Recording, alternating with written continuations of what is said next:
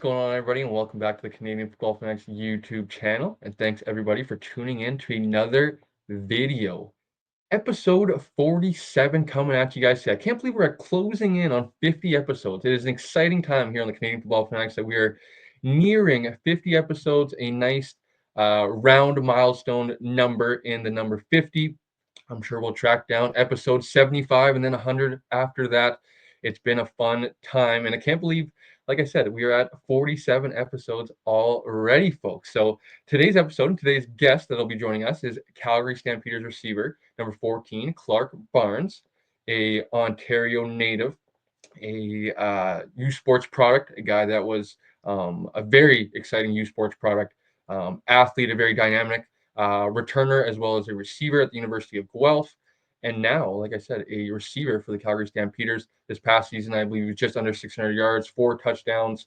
I think only really, reaching his potential is, I still think, something for him to come, and kind of breaking through the surface, I think, was something that he did last year. His rookie season suffered the injury, I believe, uh, sometime in the summer there. I know he played, I want to say maybe half a dozen games or something like that in his rookie season before getting hurt. And then, it was an unfortunate ending to his rookie season with the knee injury, cutting his 2023 season short. Comes into this past season and really, I think, could have even had a bigger season. I think maybe even could have been close to 1,000 yards. Ends up just being under 600 yards, and then, like I said, I think he's kind of just scratching the surface of where he can, become, a household name in the CFL for years to come. So before we get into today's guest and today's episode, of course, guys, we have some things, reminders, all the good stuff to remind you guys what is happening here on the Canadian Football Fanatics. And that has to start with our second annual CFL mock draft live stream that's going to be on the Canadian Football Fanatics. By the time you guys are listening to this, it was originally scheduled for Monday, April 7th at 4 p.m. Pacific time. Due to some conflicting schedules, we are going to have to move that. And I guess you guys will hear it here first before we get any posts out. But we are officially moving the date to Wednesday, April 9th at 5 p.m. Pacific, still live on the Canadian Football Fanatics YouTube channel. That is Wednesday, April 9th. It is going to be the second annual CFL mock draft, 3-round CFL mock draft here on the Canadian Football Fanatics YouTube channel. Was a really good. We got really good reception last year in terms of viewerships, in terms of just people wanting to follow along and tune into the live stream. Was a lot of fun doing it with the other creators and CFL fans that we did it with last year, and a lot of them familiar. A lot of the familiar faces from last year are going to be here again, I believe, other than one Gord Randall. But the list looks like this: Shane Ryan, Gord Randall, Coach Phil Reacts, Zach Schnitzer, Cliffy Pine, myself and Blake, of course, Andrew Hoskins, Mark Steven, and still awaiting somebody to lock in that Hamilton Tiger Cats position. So stay tuned for that. It's going to be a lot of fun. Wednesday, April 9th, 5 p.m. Pacific on the Canadian Football Fanatics YouTube channel. Make sure you guys subscribe to the channel, press the notification bell. You guys will get notified every single time we go live. We upload a episode like we are today, or post any YouTube shorts, etc. on the channel. So before we get into today's episode, as always, guys, we got to pay the bills. So today's episode is brought to you by Area 51 Sports, your one-stop shop for all your football needs. Whether you're looking for top-notch footballs, helmets, shoulder pads, cleats, gloves, flag football gear, or even custom uniforms, Area 51 Sports has got you covered. Trusted by athletes at every level, they're dedicated to helping you play at your best. Gear up and dominate the field with Area 51 Sports. Visit their website today, area51sports.ca, and take your game to the next level. This episode is also brought to you by your senior men's Canadian national football team, and they need your support as they gear up to represent Canada versus Team Italy in April for a critical qualifying game. Help the boys bring home the win by checking out the fundraising options and official team merchandise at footballcanada.com. Every purchase and donation goes directly to supporting the team on their journey. Let's show the world what Canadian football is all about. Head to footballcanada.com today and help the team make us proud.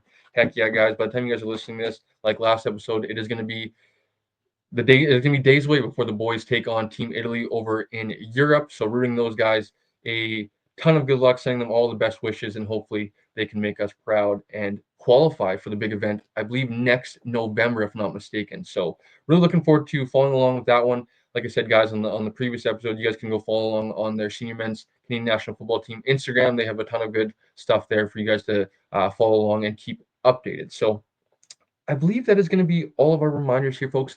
Episode 47. It just gets me so jacked up even thinking about it. Closing in on 50 episodes, I'm really excited for. It's not official yet, but we're gonna maybe speak this into existence. A very cool, lucky guest for the 50th episode, and maybe we'll for anybody that wants to take a stab at it, feel free to down below in the comments. Who do you guys think might be our 50th guest or 50th for who might be our guest for our 50th episode here on the Canadian Football Fanatics? So comment down below, let us know who you guys think. And let's send it over to episode 47 right now. Joining me now, Fanatics, is Calgary Stampeders wide receiver, number 14, Clark Barnes. Clark, thanks for joining us. How you doing? I'm good. I'm good. I appreciate the invitation. I'm good. Of course, man. Of course. Like I said, we've been looking forward to this one for a while, but as we are right now, man, how's the offseason been treating you? I know it's kind of getting to towards that time. The season's right around the corner, and just how's your offseason been? It's been pretty good. It's good to get back with family, of course, back home. Been with my girlfriend. Been training with 5-4 Performance, Usama Muchaba. It's been well, man.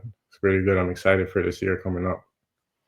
Yeah, man. So when we connected a few weeks back there, you said that you were a little bit busy with some stuff, and I actually wanted to kind of start there, maybe before we get into yourself specifically, and with Grinch, I believe kind of a program you guys are a part of and stuff. Can you just talk a little bit about what kind of Grinch is about and kind of your guys' I guess maybe vision with that? Yeah, for sure. I got the sweatshirt on right now, of course, representing. It's a 7-on-7 program for guys in my community. We got a team going on. It's a travel team. We travel down south, play in tournaments over there, mostly pylon tournaments right now. Next year, we'll be in some battle tournaments, of course. And the ultimate goal, of course, for every 7-on-7 team is to get in that OT7. Hopefully, we can make that happen. But yeah, it's a 7-on-7 team in my community in the GTA. That's about it. Yeah. So I'm curious, Clark, with, I've had a few Ontario guys out and playing a little bit of junior football myself across path with some Ontario guys. And, I think the football culture from province to province changes quite a bit. You have your BC, obviously the prairies is pretty diehard with, Saskatchewan, Winnipeg, Alberta and stuff like that. But I don't think anybody kind of quite matches Ontario when it comes to football culture. Can you maybe just talk about kind of, I believe it kind of starts from a young age when kids are, wanting to play football, be competitive in football. You talked about kind of the 7-on-7 aspects. I know other programs are around there in the Ontario region. Just talk about kind of the football culture in Ontario and just how much kind of it's, I guess, maybe not pushed on you guys, but how important it is to maybe some of these younger athletes. Yeah, no, most definitely. It's definitely big out here. We're definitely still trying to make it a lot better, a lot bigger. We're still trying to grow the culture. Of course, in Ontario, it's a lot of other stuff going on, and especially in the GTA, it's a lot of other sports, a lot of other things that you could get into for sure. But it's been great, honestly. Me coming from Brampton, football culture is big here. We take pride in having great athletes, having successful athletes, and we look out for each other for sure. So it's been really good. It was really easy. I hopped into football late, honestly. I hopped into football like grade 9 when I went to DeVille, St. Marguerite DeVille. I just started playing on that team there. Not even rep or nothing yet. I started playing rep ball, I think, the summer after grade 10 for me. So I hopped into it pretty late, but it was easy because we had a good culture in Brampton. We had a lot of people, had a good support system that I could get into, and they could help me know the game, learn the game, and just progress and keep getting better. And also, there was a lot of guys that I was chasing. Like we have like John Mechie, guys like Josh Palmer, receivers specifically from my city, from Brampton, that I could chase and try to get just as good as them and stuff like that for sure.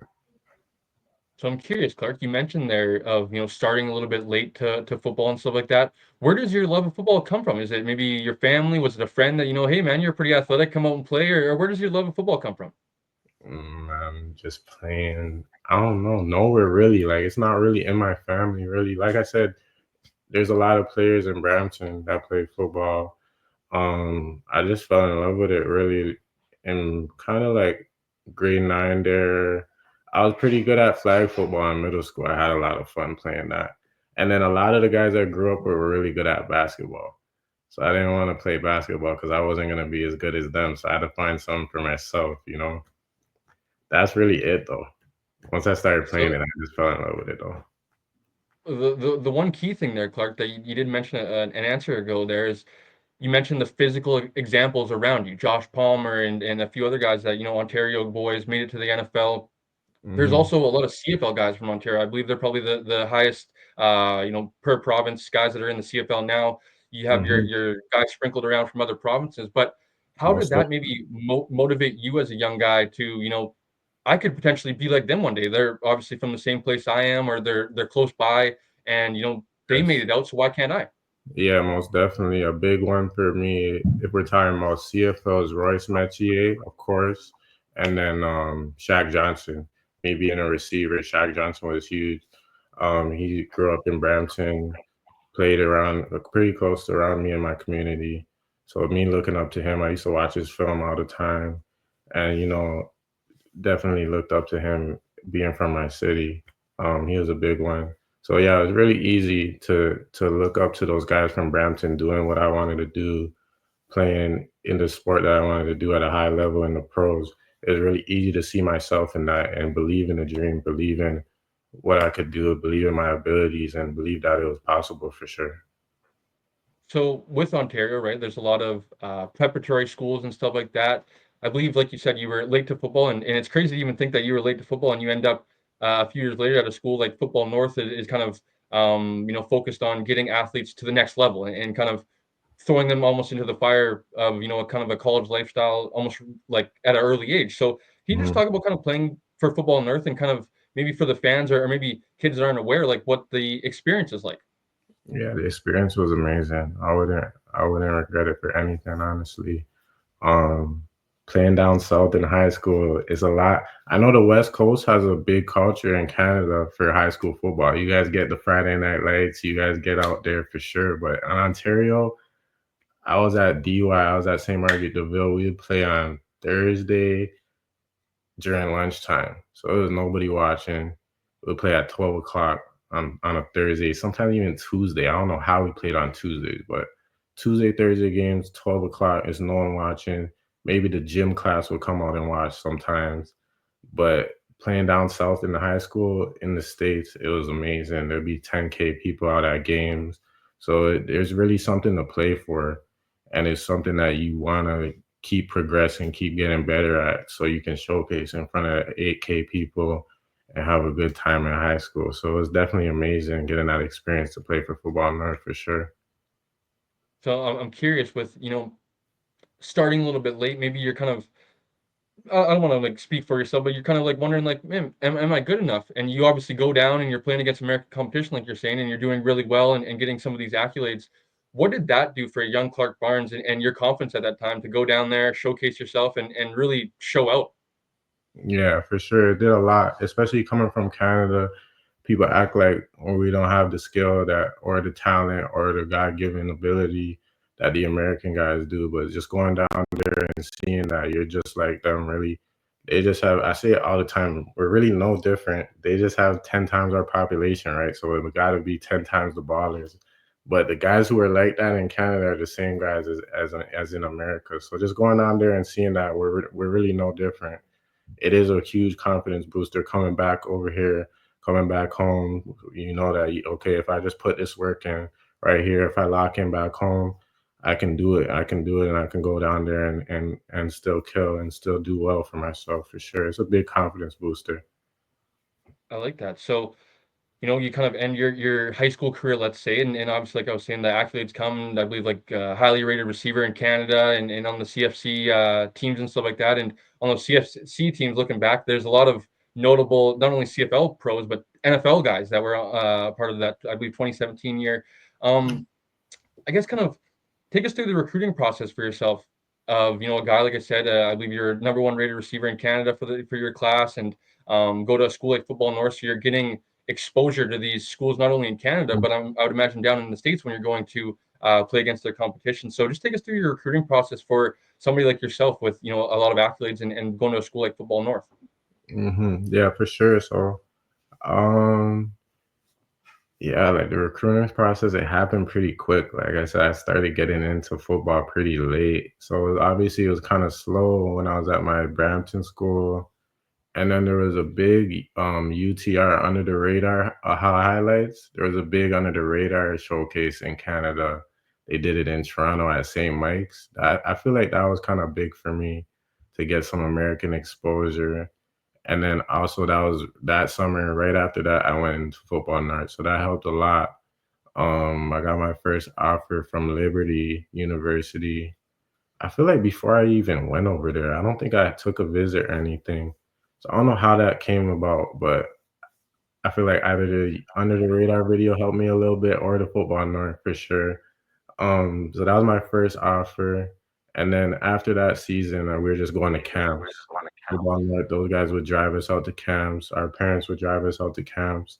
So just going in there and competing at camps, getting your name out there, that helped me a lot. I received a Stony Brook offer and then a Maine offer at a Rutgers camp, right after a Rutgers camp. So those are my 3 offers going into university.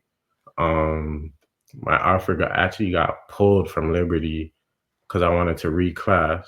So they ended up taking somebody else in the class of 2018. I reclassed to 2019, if I'm correct.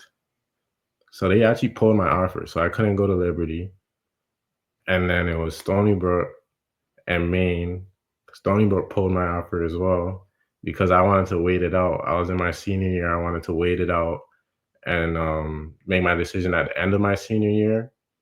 So that's a good tip for some guys who are dealing with D1 schools. You don't want to play around too much, especially as a Canadian. They'll take an American guy quick if you try to act like you don't appreciate it. I feel like a lot of college coaches they have a big ego too.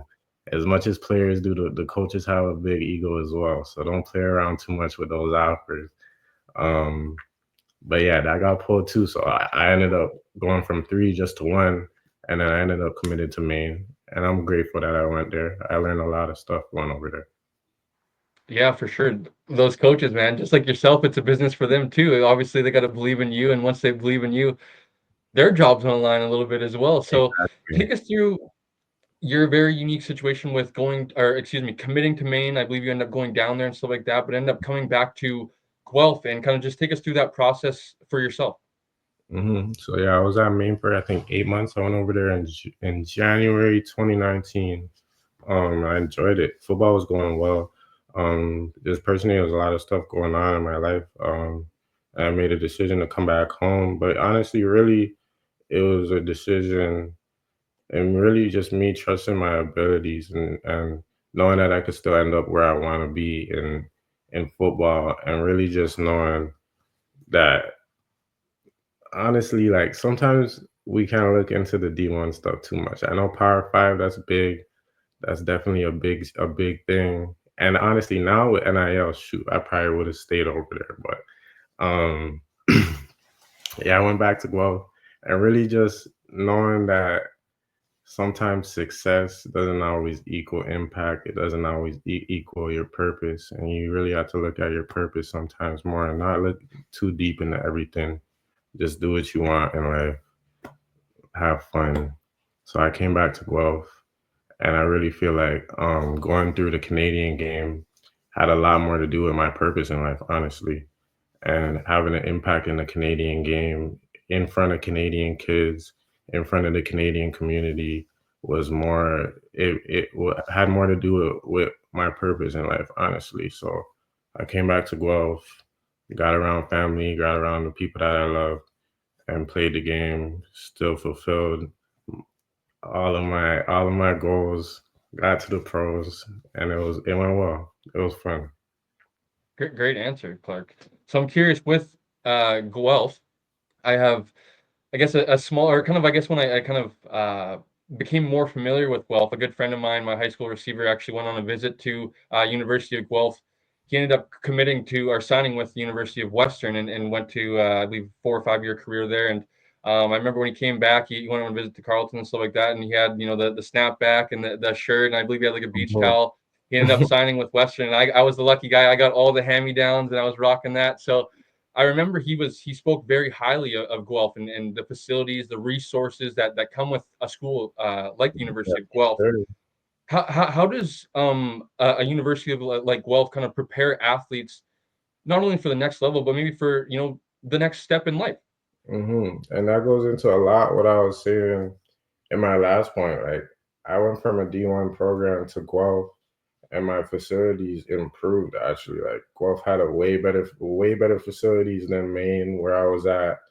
It put me in a better position to become a better football player. So like that also goes into not looking into the D1 stuff too much, too much. Obviously, like I said, the Power Five schools are Power Five, but not looking into situations a lot too much. And there's also been a lot of players now from Guelph who have been a lot bigger successful pros than say a Maine University comparing it to Guelph. Like we have three great receivers in the pros having great success, as well as a lot of people in different positions as well doing great for themselves coming out of Guelph in the pros.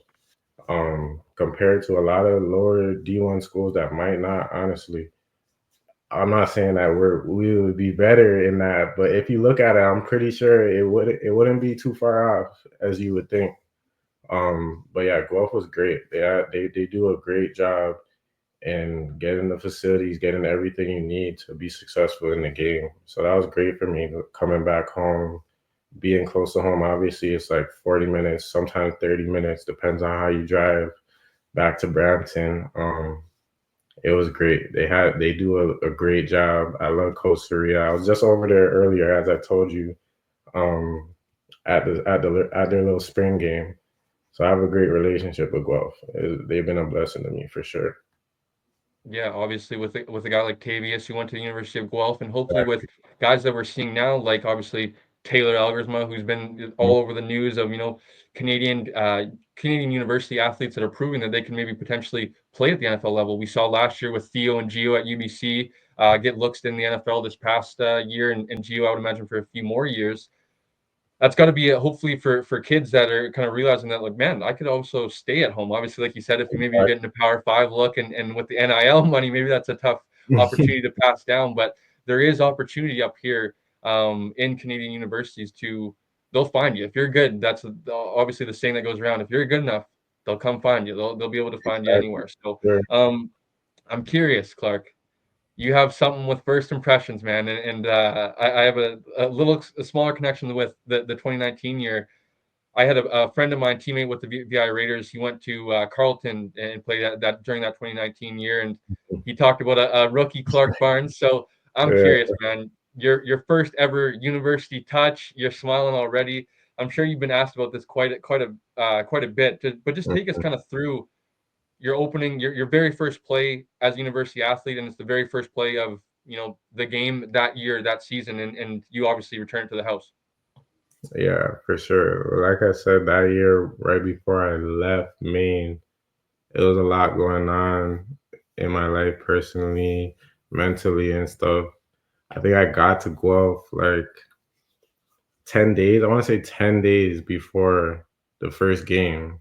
So I didn't really know the playbook too much. I wasn't too familiar with the Canadian game because I was playing American football in high school with Football North, and then I was in Maine a lot. So the Canadian game was kind of new again to me because, like I said, I started Canadian football late already to start, and then I hopped into American football pretty quick. So they just plugged me in as a returner. They saw some old returning film, plugged me in as a returner. I just touched down, so it was definitely a lot of nerves. Um, I had the first return. What was it, McMaster? But I don't know. I was just ready to play football, honestly. I was just ready to play football. I think we had a boundary return anyways. We had a boundary that didn't look too good. I ended up bouncing it to the field. I was just trying to run. I did a little spin move. I remember breaking into like an open field. It was probably the first time I sprinted in like 3 weeks. I didn't know if I was gonna make it at all. I was like, damn. But I ended up making it, and then yeah, we had the Carleton one right after. My best friend was actually on the Carleton team. He was telling me all week, he's like, our special team coach, our special team coordinator, he said he's kicking it. He's kicking it. I'm like, all right, do it. do it. So they ended up kicking it. They kicked it on the first play. They had fireworks going on the kick. Um, that one, shout out my special team coach, Donovan Carter. He's great at Guelph. He's one of the best special team coaches in the nation in university and youth sports. We ran a wedge return, just hit it right through the middle. Our special team was crazy that year too. We had Anthony Hall. We had Tavius Robinson on kickoff return. That was nuts. I think we even had a Lane Simakinda. I don't know if you remember him. He was pretty good as well, D lineman. AJ Allen was on there. We were stacked that year. They were all on special teams too. We'll put our starters on special teams. Like that 2019 Guelph team was crazy. So yeah, I wasn't getting touched. If you look at all of those plays, like I wasn't getting touched on any of those returns. So it was really all scheme. My teammates, I was just hitting stuff all year. But yeah, that's how that Carlton one went. Oh, so Clark, I'm curious. It's funny you talk about, 10 days before you get to, or you get only 10 days to kind of prepare. You could kind of tell that, you're rocking 85, a number that you're probably not familiar with, not getting your number. And then the next return, you're rocking your number that maybe you're more accustomed to wearing because, man, Yeah. this guy just made a play. How the heck are we going to make him wear 85? So I'm curious because you talked about it. You do it again the following week, the very first opening kickoff. You return to the house, like you said, untouched.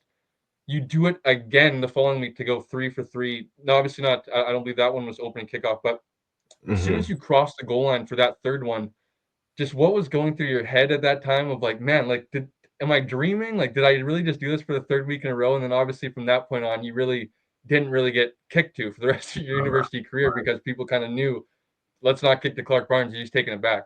Yeah, I think I did get kicked. I had 5 returns that year, so 3 of them went back, and actually throughout the year I got 2 more. I think one of them I actually fumbled. One of them I just got tackled. But yeah, that third one, it was York. They actually had a penalty on the play as well. And York back then. I know they're a little better now. Shout out York now. They're doing a little better, but York back then, I don't know what was going on over there. They had a penalty on the play, so they were back like 15 yards. So they still kicked it. I guess they had to kick it. If they're back 15, they couldn't really squib it. It would be in like field goal range already. So they kind of were forced to kick it. I just remember we had a guy named Lucas Brennan. Shout out Lucas Brennan. I caught the ball and Lucas Brennan came right in front of me and just knocked the dude flat. I remember kind of pausing and watching him collapse to the ground, and I just kept running. Of course, again, I was untouched. Um, I don't know what was going through my mind really, but I have a nice little picture of the little celebration. It's up in the pavilion over at Guelph. But that was really fun. But yeah, of course, it was against York. So I'm curious, Clark. Everyone's going to have their different opinions when it comes to maybe traits for a good kick returner. But in your opinion, what do you think are some traits that a good kick returner have? Obviously, maybe some people are going to an easy one, or maybe like they just equate it to like, oh, you got to have speed to be a good kick returner. But I think something else is like that you talked about vision, as well as maybe like fearlessness is probably something else that maybe if you've Definitely. never played the position before, or if you never like returned kicks before, like that's a different, especially special teams, man. That's a different dudes are taking shots on special No, teams. So most definitely. I'm curious. I'm curious, Clark. Like, what do you think? But also, I think a good deal of it, maybe, and I'm curious, maybe not kind of assuming, but luck, I would imagine, kind of has something to do with it as well, right? So, what are maybe Mhm. just some good traits that you think are that a good kick returner should have?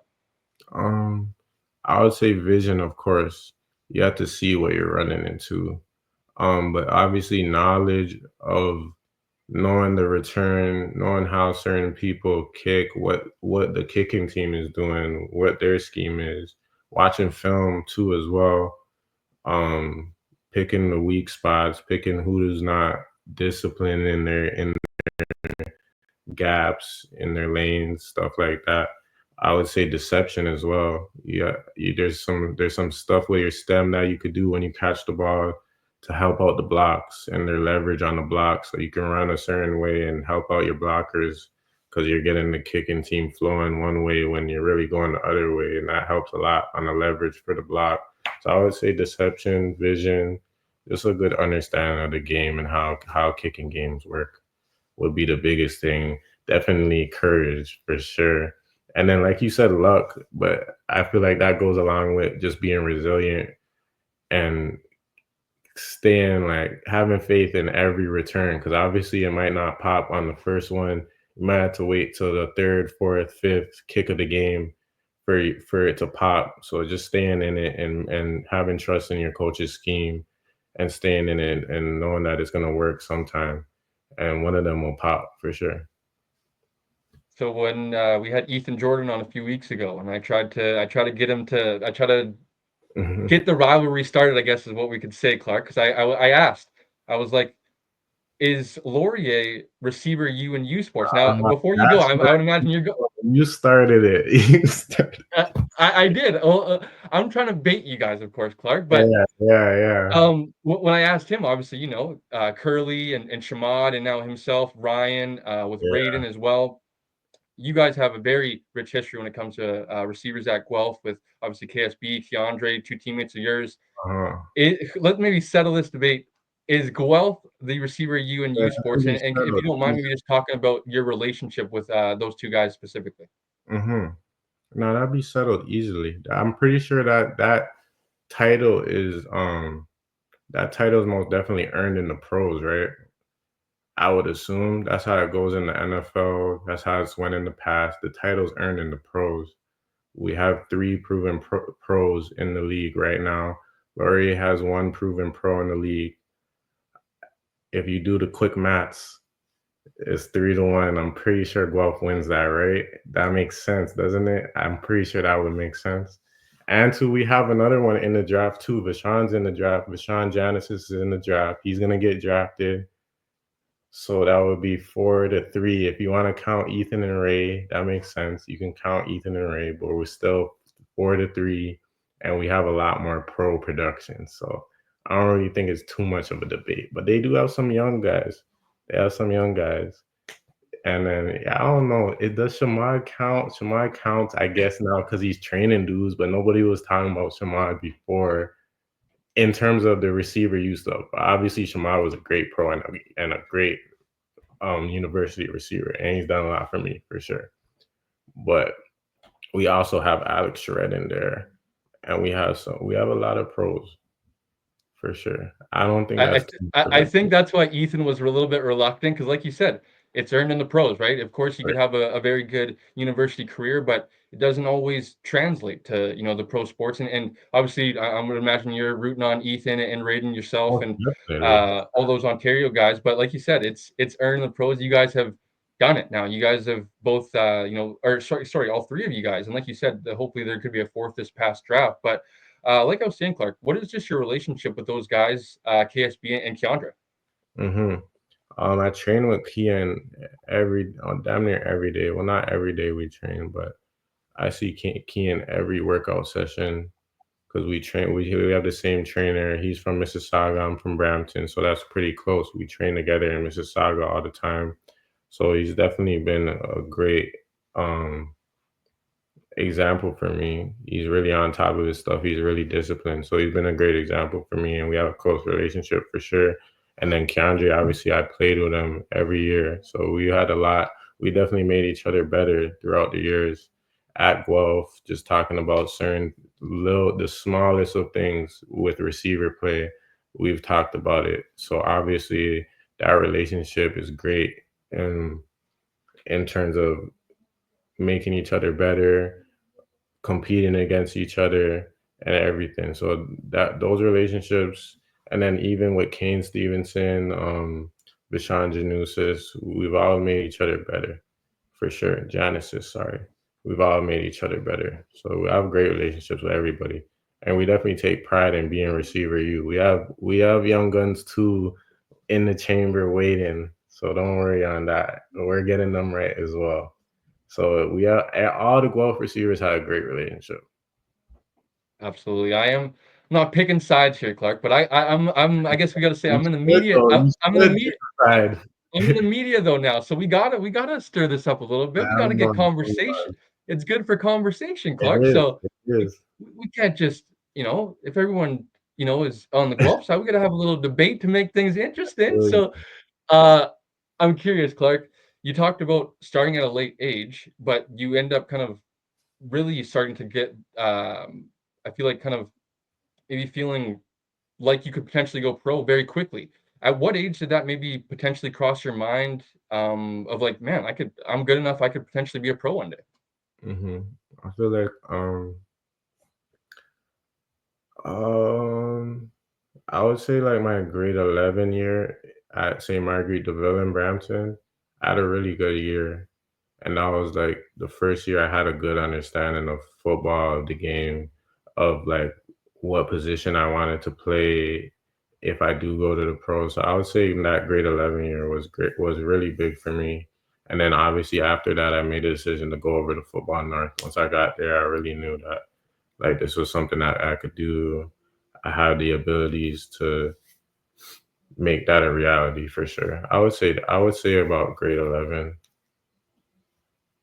So curious, your last season there at the University of Guelph, you go through a little bit of injuries, a little bit of a quieter year. Hmm. How motivated were you to kind of showcase your abilities once you got to go to, after your season wraps up, kind of combine season starts, and you start to maybe go to get familiar with some of these coaches and stuff like that, and you're going through the interview process. How motivated were you to kind of showcase your abilities at the combine, number one, but also kind of be like reassure teams that like I'm the guy that you think I am. Like I am him. I'm going to be able to showcase you guys. And I know you got a little bit of an injury at the combine, stuff like that. Weren't able to do everything, but from what you were able to do, you did showcase yourself pretty well. And just how motivated were you to kind of, I guess, showcase yourself at the combine? Yeah, I was very motivated. Obviously, I had an injury in my senior year, so I had struggles with that. I wasn't really able to showcase my abilities that year, but I knew that if I had a solid combine, then that would speak for itself. And then also, honestly, well, I was very motivated for the combine. Go do what I had to do. Let the work and the stats, the numbers do the talking for real. And then in terms of like interviews and proving stuff to coaches, I don't feel like I looked too much into that because I knew regardless where you get drafted, it doesn't really matter. You have to go to camp and make the team. First rounders, I guess they probably make the team. But if you get drafted high, that doesn't mean that you're gonna make the team. It doesn't mean you're gonna be active. It doesn't mean you might not be on the PR. It doesn't mean you might not get sent back to university. So regardless, you make the team in training camp. You don't make it in the combine. You don't make it in the draft. So I wasn't too worried on reassuring people too much. I knew that my work would do the talking for real. Yeah, for sure. And we look back in hindsight now, and not probably you're most definitely probably the best receiver from that 2023 class, and obviously even your own team, right? When no, this is no shade at Cole Tucker, of like obviously your team drafted a receiver in the first round before yourself. So like you said, draft doesn't matter, where you're selected doesn't matter. You got to come in, put the work in, and prove that you belong on the field. So I'm Exactly. curious. The CFL draft isn't quite what the NFL draft is, and the hoopla and all of what it's made up to be with, especially the first round, kind of being on TV and whatnot. But it is starting to get a little bit more momentum now and start to be a little bit more important. And hopefully, it is going to continue to go that direction.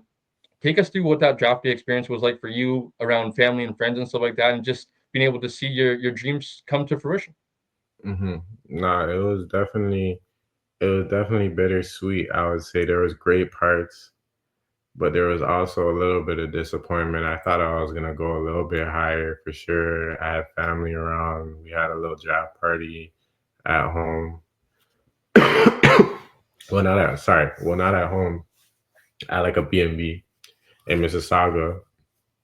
Um, but it was great, honestly. It's still a blessing to get drafted anywhere and to have that opportunity to go in camp and earn it. Like I said, you earn your spot in camp. So to be able to go to training camp in the pros, regardless wherever it is a blessing. So I was definitely very happy and knowing that a lot of the work that I put in, even before I played football, I was always an athlete. So knowing that all of that work that I put in was finally coming into fruition, it was great for real. It was a fun time. And you get selected by the Calgary Stampeders, obviously, in the third round, 24th overall. I'm curious, you know, an Ontario boy, you are familiar with a little bit of traveling for football and stuff like that, but you end up basically coming across the country all the way to Alberta to play. What were kind of obviously you're super excited. You get drafted, you're a professional player, but like you're like, man, what's like where's Calgary again on the map? Or you're probably like, I haven't been Why? out there, but yeah, I'm sure you knew where Calgary, but just take us through like kind of your excitement to go to be especially with a franchise like Calgary with a lot of rich tradition in their program history and stuff like that. So just what were your thoughts when you got the call from the Calgary Stampeders? Yeah, well, I actually seen it. My friend Kane, my teammate at the time. Sorry, my teammate at the time, Kane. He came up. Sorry, let me take a sip. All good, brother. So my teammate, because after the second round, they don't broadcast the draft anymore on TV. So we're watching it on TV. I didn't get drafted. So now we're trying to keep up on the phone, just refreshing on the phone, refreshing. My teammate actually came up to me. He's like, Calgary, bro, let's go, Calgary. I'm like, what? It definitely wasn't. I knew that they liked me. And I knew it was a great organization. I was obviously scared to go across the country. I didn't know. I'd never been to Calgary before.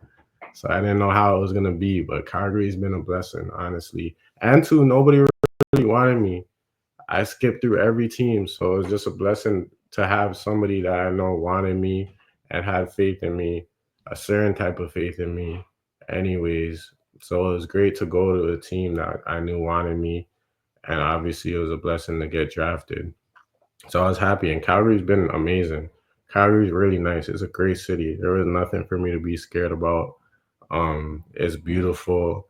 It still has the city vibe. I say this all the time. It's the perfect balance in Calgary. It has the nature. It also has the city vibe. It's also quiet. You can find the noise whenever you want to. So it's perfect. Calgary's been amazing for me. So I'm curious, Clark. We asked about what is it with you and first impressions? Because you get to Calgary and you score. Obviously, it's in the preseason, so it's a little different still, but you make an instant impact almost right away. You get a touchdown. I believe it was maybe first half of it. I can't remember correctly, but First time. um, you end up getting a touchdown within your first game, making an impression right away on the Calgary Stampeders. Their fans being like, "Man, this guy who just drafted him in the third round, he's catching touchdowns." I'd imagine kind of setting expectations. Like, man, we might see this guy contribute for us this upcoming season. Hmm. How kind of exciting was that for you to obviously it's preseason and it's different. Obviously, you got to make the real team and do it in the regular season, what you end up doing. But just like I said, the first impressions and you being able to score in some of your first games with teams. Yeah, no, that was amazing. I was really just proud. My mom was actually there. I went and give her the ball. So that was amazing. I feel like everything, like obviously I wasn't too happy with how the draft went. I was expecting to go a lot higher. There was a lot of stuff said about my character, stuff like that. A lot of concerns about me, a lot of concerns about an ankle injury, an ankle sprain. So there's a lot of stuff going on into the draft. Obviously, like you said, there was somebody drafted before me on the same team that I was drafted to. So there's a lot of emotions going into that. So really, I was just proud of myself, really, and the way that I handled it. I didn't really, obviously, there was a lot of feelings that I had towards everything said about me, the way that I was treated and stuff like that. But I really just focused on the ball, focused on football, went in there, did what I was asked and just did what I could really. So that was a great moment for me, and I was just proud of myself, honestly, and how I handled everything, how I handled training camp, just focus on football, and it all came into motion. So that was a great moment for me, and it was definitely a great start for me and my confidence, and knowing that this was something that I was meant to do for sure.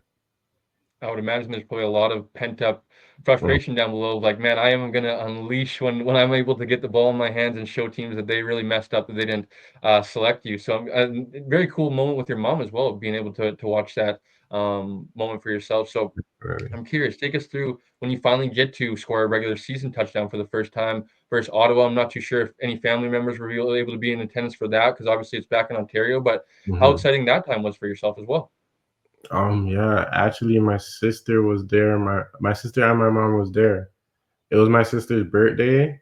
So her and a couple of her friends, they came out to Calgary to see Banff and stuff like that. Um, yeah, so I don't know. I happen to score whenever I have some family, my girlfriend, whenever they're there. I always happen to score a touchdown. It's kind of good luck or something. But yeah, it was great. It wasn't. It took a little while, anyways. I think it was like week 6. I feel like so it wasn't really too much. And I started at a different position. There was an injury, and I started at a different position, so I kind of had a little bit more opportunity that game. Um, but it felt good though. I feel like the preseason one still felt like the first touchdown, anyways. And there was a lot of nerves that I wasn't playing with anymore. So, but it was great. It was a little double move too, so it looked good. So that was fun for sure. So I'm curious, Clark, your rookie season there, you score the first touchdown of the career in the regular season, and then you end up sustaining a little bit of an injury, and ends up ending your rookie season there with, I believe, a knee injury that you sustained. Yeah. How tough was that for you? Because obviously we talked about you did deal with an injury at the University of Guelph, but I think it was kind of more so a little bit maybe not as serious as your knee injury, maybe is what we Right. could say. Um, of you're in professional football and then you kind of get that ripped away from you and you're like, man, like I know a lot of athletes talk about sometimes identity of like, man, like you're it's a grind, right? You're Hmm. training and you're rehabbing all the time. You're not as around the team as much and stuff like that. You're doing a lot of your rehab alone and stuff, or maybe with a few guys that are also rehabbing. Just how tough was that for you? And maybe just looking back on it, maybe that you talk about athletes talk about like losses can be lessons. Maybe this was a lesson for you to be like, man, like I could grow from this and become better. Yeah, most definitely. That was probably my first like.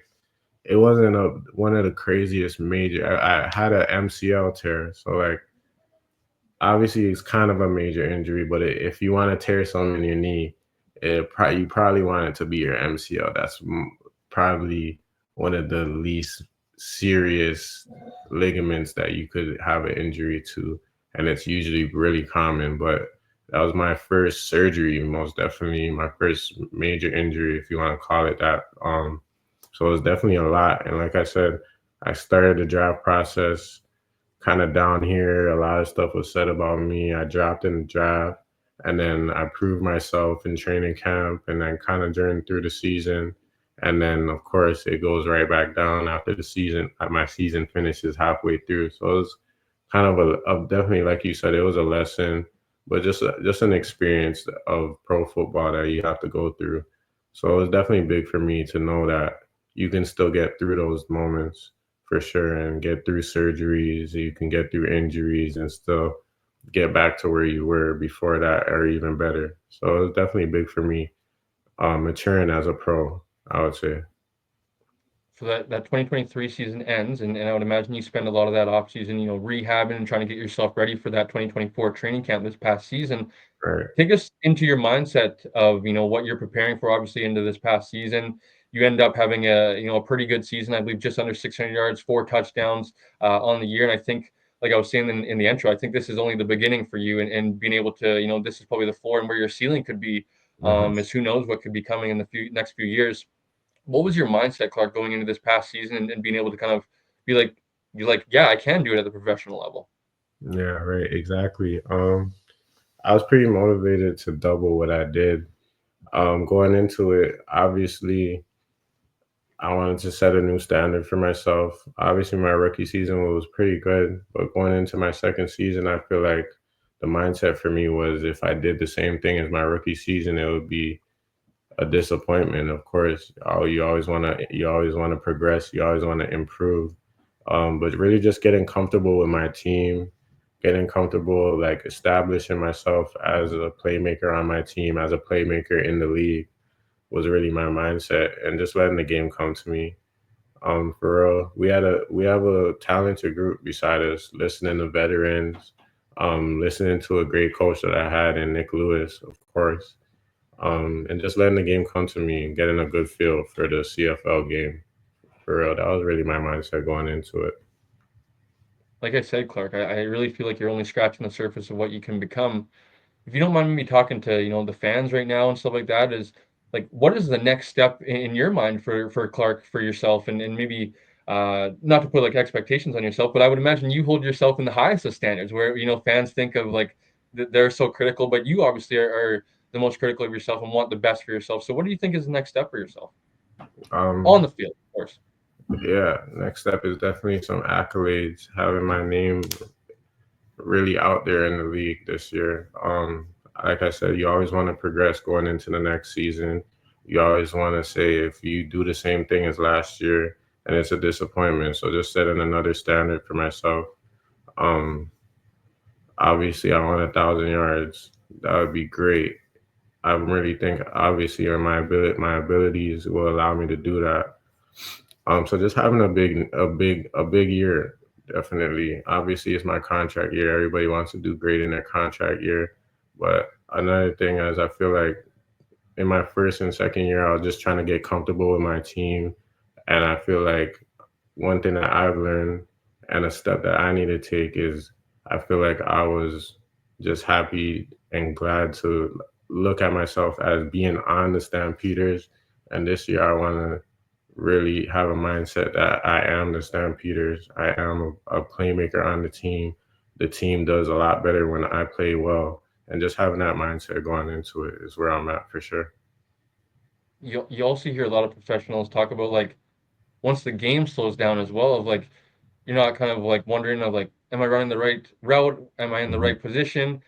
You can mhm, play the game fast, and then you're playing the game fast, and the DBs are just in another predictable, situations a lot of the time. I'm really, like I said, excited to see where you're going to be able to, be at in the next few years, and hopefully we can speak that 1,000 yard season into existence this upcoming year, especially with, That'd be a certain cool. QB1 coming over from our neck of the woods. But last one here for you, Clark, before we get you out of here, and we appreciate you jumping on, buddy, is just how excited are you guys for this upcoming season of, there's some, new faces on defense, obviously Adrian Green coming over, a few Flo coming back, and then some new guys, like I said, on offense, most notably QB1 and big play VA, a guy, Mhm, I'm a big fan of, a guy that I will never say any bad things of just the professionalism, the way he handles himself on the field, off of it, mhm. of just, I would imagine you guys are a very excited and motivated group. I would think another guy that, a teammate of yours, Jalen Philpott, a guy that Canadian receiver, I would imagine feels kind of similar to yourself of like wanting to show that there is a next step. There is still a lot more to his game, your game. How excited are you guys as a team and as an offense? Yeah, I'm very excited, honestly. I keep telling the guys that I talk to, like, it's definitely not a lot to talk about. Everybody knows what we need to do the past seasons that we had, so it's not a lot to talk about, but it's a lot to prove. So it's pretty simple, honestly. We go in there, keep our mouths shut, and do the work. Everybody knows what we need to do, what we need to prove. So it's not a lot to talk about. And then in terms of the new additions, VA's been great for us. Obviously, he's a great man. He's a great human being. He's already made changes. We haven't even stepped on the field in Calgary together. He's already made a lot of changes. He's great in communication. He brought us together already. So that's going to be great for the team vibe. And then AG, he's actually a coach on Grinch Elite with me back home. So I've been able to make a great relationship with him. And then also Flo is with my training group. So I've been getting a relationship with Flo as well. And he's definitely gonna be a great mentor for me, a great guy to look up to. So it's a lot of great addition, especially even Dominique Rhymes. I'm looking forward to learning a lot from him as well and seeing how he operates and how he's been able to be successful in the league for sure. So I'm really excited about this year, and I feel like they've done a good job of putting a great roster together for us to get back on top as the Stampeders. Right on, Clark. Well, this was a lot of fun. I appreciate you for joining me, man. I know you're a busy guy, being a coach, family, and stuff like that, especially before the season. The last few weeks before it's, to see Clark in November, hopefully for yourselves, right? Obviously, with you guys and the grind of a season, man. I really am looking forward to watching, like I said. But just before we get you out of here, Clark, is there any maybe last words on Grinch Elite? Where can maybe people contact you if they want to play, or if like kind of they want to follow along with what you guys are doing there? Oh yeah, Grinch Elite on the Instagram. It's just Grinch Elite. So DM, follow anything. Just send us a message. We're in our tryouts coming up in the summer, probably end of the summer. We're gonna have tryouts for season 2. We're gonna be at Battle at the Borders. I know they have like 4 or 5 tournaments going on. There's one, I'm pretty sure there's one in BC and all throughout Canada, but we're gonna be at the Niagara one at the end of April. We're gonna be in Grand Rapids start of May, right before I go out back to Calgary. But it's Grinch on the Instagram. Follow us, stay in touch if you want to play. You want to get training from CFL pros and former pros, former players that know a lot about the game. Get your name out there down south in the States. Follow, keep in touch for sure. Yeah, they actually just had their Battle of the Border. I believe yesterday they wrapped it up. I saw. I was following along with game ready and stuff like that. Exactly. Actually, another guy I'm familiar with, I believe that kind of is a big part of Grinch League is I believe Brandon Ihanza. I believe it's correct. Yes. He was with West Shore when I played with VI, so I'm familiar with another guy. I know He is Kane. You mentioned a few eventually times. He was with West Shore as well when I played for VI, so I'm another familiar with veteran guy Ontario. that's done a lot for the community as well, the football community. Hey, I appreciate that, Clark. I appreciate that a lot. So, that is going to wrap up episode 47 here today, folks. If you guys enjoyed, please be sure to leave a like on the video, leave a comment down below. Maybe we'll have Clark back on and during the season or something like that. Hopefully, not bug him too much. But Clark, like I said, man, a lot of fun to reconnect. Like I said, I know we bugged you during the regular season when you came out to BC and Mhm. been following your career. Like I said, I remember Sean, friend of mine, Sean Ravsky, we've had him on the podcast. Shout out. Um, he was like, man, this Clark Barnes guy, this rookie that came to Guelph, he was just killing us, man. And I was like, who? And I'll forever remember who Clark Barnes was after that point of getting on Google, getting on YouTube, and Cool. finding out who you were. So this has been a lot of fun, Clark. Like I said, please be sure to leave a like, comment down below. Most importantly, guys, subscribe to the channel. When you guys subscribe, hit the notification bell. You guys will get notified every single time we upload a video or go live, etc. And we will catch you guys on the next one. I appreciate it.